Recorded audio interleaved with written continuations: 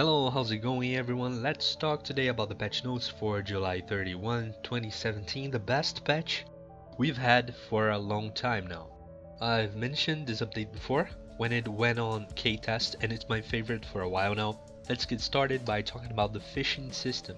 Fishing spots were created in Klaipeda and Cobalt Forest. To fish there, you purchase a fishing rod from the fishing manager NPC in Klaipeda and you buy some bait. Right-click in the fishing rod and place the bait in the slot, then click the start button. You will spend 1 bait per minute fishing, and that's a cycle. A cycle of fishing lasts for 1 minute, and you can in general fish for 10 cycles. If you succeed, you receive a random item. The fishing will stop if you cancel it, run out of bait, or your box is full. The box has 10 slots. There's also a chance that you get a golden fish.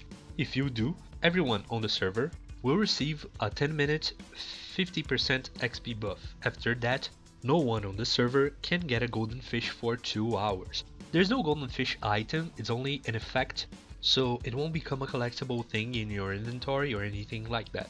There's a fishing ranking that displays the general points and amount of golden fish that people got. You can get more details on this stuff on the developer updates link in the description for the fishing system. The Field Boss system update. We'll now have 2 categories of field bosses. We have categories now, but the whole thing is a little blurry, so we have adequate information. Regular field bosses will yield rewards to the 5 players that deal the most damage to it. Superior field bosses will yield rewards to the 5 parties that deal the most damage, and also the first attacker and last attacker. Field boss cubes will also drop items that are used in the crafting of new accessories.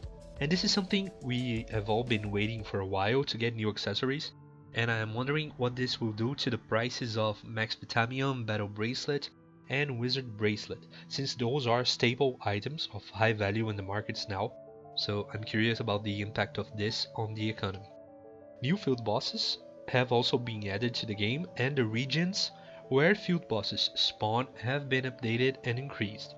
Some field bosses now spawn on different maps like the Mine Loader, and also spawn on bigger map ranges, like Mage Tower now spawns a field boss from 1st floor all the way to 5th floor. This means we have more options of field bosses all over the game world now, which probably means that there's more options for all guild sizes and for rogue guildless players to go after them, especially now that they give materials for new accessories.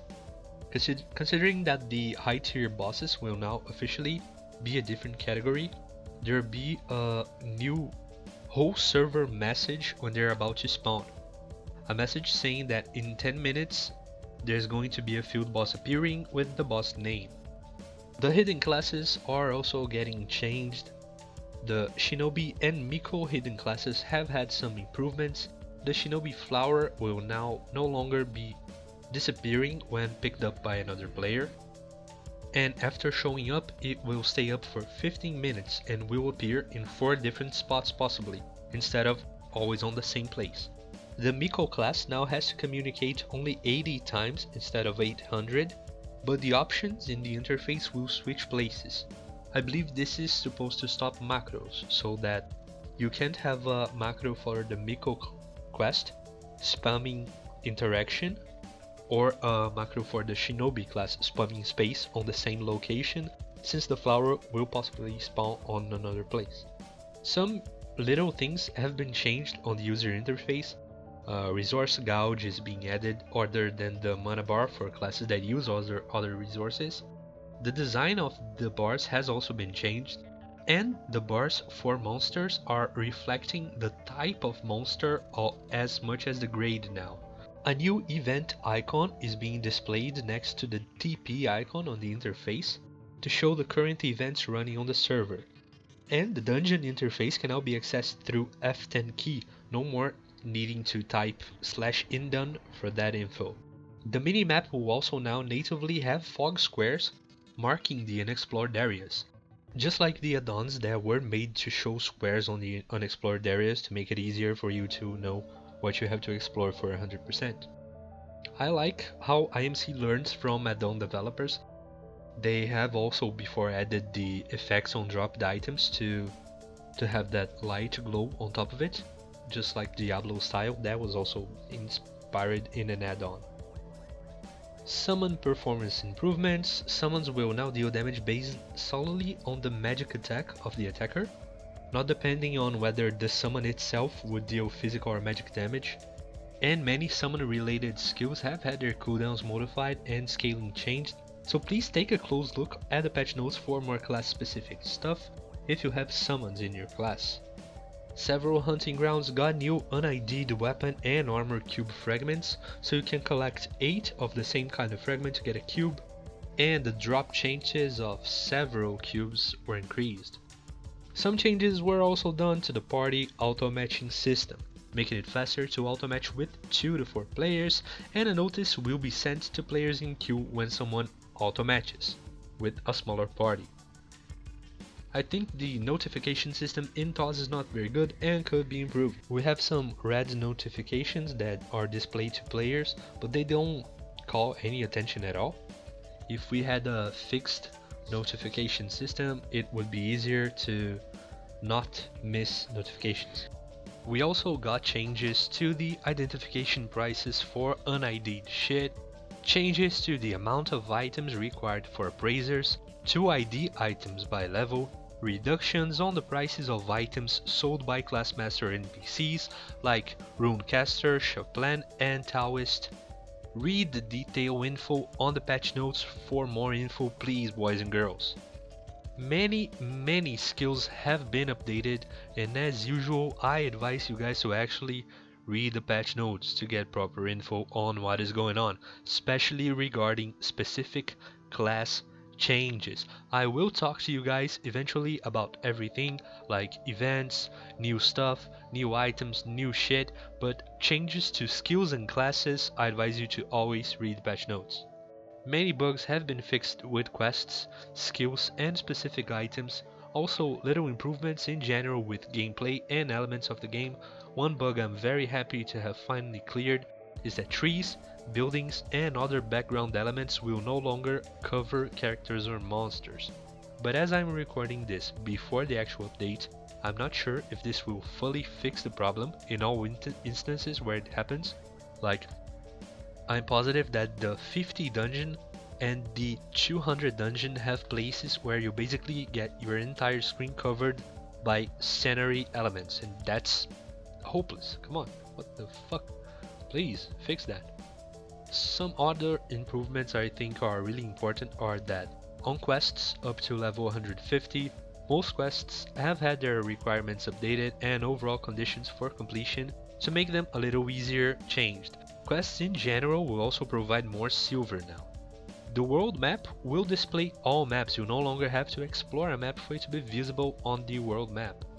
The wave impact caused by leveling will no longer knock down nearby enemies. This is great for leveling because in many dungeons this would completely fuck up the setup for damage by AoE classes. Monsters would simply be thrown away from the AoE effects of skills. So again, it's very good to see that IMC is caring about little gameplay aspects. Okay, let's talk a little about events. The Treasure of the Stone Whale event is closing. I don't want to touch that shit again with a 10-foot stick. But hey, I got hats in 2 accounts and only 1 XP tome this whole time. I was just trying to get 1 XP tome and I got 1 in like a month. Also a shitload of warp scrolls that don't work. For some reason the warp scrolls just don't work for me. No idea if they're bugged for everyone. So yeah. On new events, we got the Klaipeda Summer Festival, open until August 22nd. Go to the NPC in Klaipeda to receive a balloon with the letters T, O, or S. You can only receive 1 balloon at a time, so you must throw away the current one to get a new one. The balloons will be deleted once the event ends. It's a little shitty. They only give you a fucking balloon and then they take it away. Just a silly event, no effect on the game in general.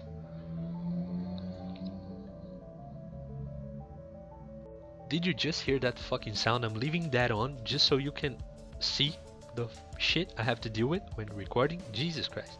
Okay. The Gun Fishing event, also open until August 22nd. Get your fishing supplies from the NPC in Clypeda and start fishing. Every time you catch 3 silver fish, you can exchange them at the Tuxedo Cat NPC to get a buff that gives your character plus 50% and plus 1 movement speed for 1 hour. The buff does not stack with itself, but it stacks with other XP buffs, and you can get an unlimited amount of it.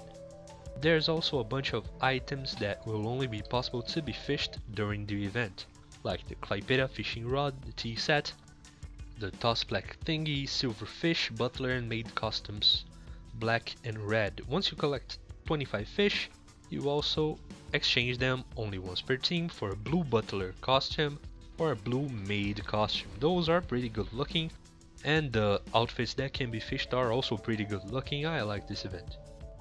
The final new event is the Ways of the Mercenaries, open until August 16. Characters of all levels can take part in this one too. Just talk to the Golden Note NPC in Clypeda to get started. He will assign you one NPC to go after. Talk to the NPC, get a certificate from him. You will only get one NPC per day on your entire team. You can then exchange the certificates collected with the Golden Note Mercenary. You can use /Golden Note command to check the current amount of certificates you got, which is weird. Why it couldn't just be an item in your inventory, whatever. You can then exchange the certificates for a Soul Crystal, a Firecracker, a level 3 K-Star Restoration Potion, 2 certificates for a Golden Note Potion, gives you plus 3000 HP for 1 hour, or 10 certificates for a Bubble Stick, which I imagine is just a cosmetic secondary weapon or a hat, whatever. For me personally, this event is just going to be used to get Firecrackers to get more levels on characters. They're still not 330. I also have some notes on the TP shop. First, the stat reset potion will now be available on the TP shop, not only on the exchange shop, and a new version of the Goddess Blessed Cube will be available, containing, as usual, a bunch of new outfits and cosmetic costumes and headgear, most of them related to the summer theme. Check the Goddess Cube page link in the description for more details. That's it for now. I couldn't even cover the entire patch because there were a lot of changes. This is a patch that I really recommend you guys to read. You may even want to read the bugs section because there were so much stuff changed. So please take a look. It's going to take you like 10 minutes. As always everyone, please check the patch notes and read up the information regarding your class. Thank you so much for watching. Hope you enjoyed the video. Likes and comments are very much appreciated. Subscribe to keep up with my stuff. As always, have fun and see ya!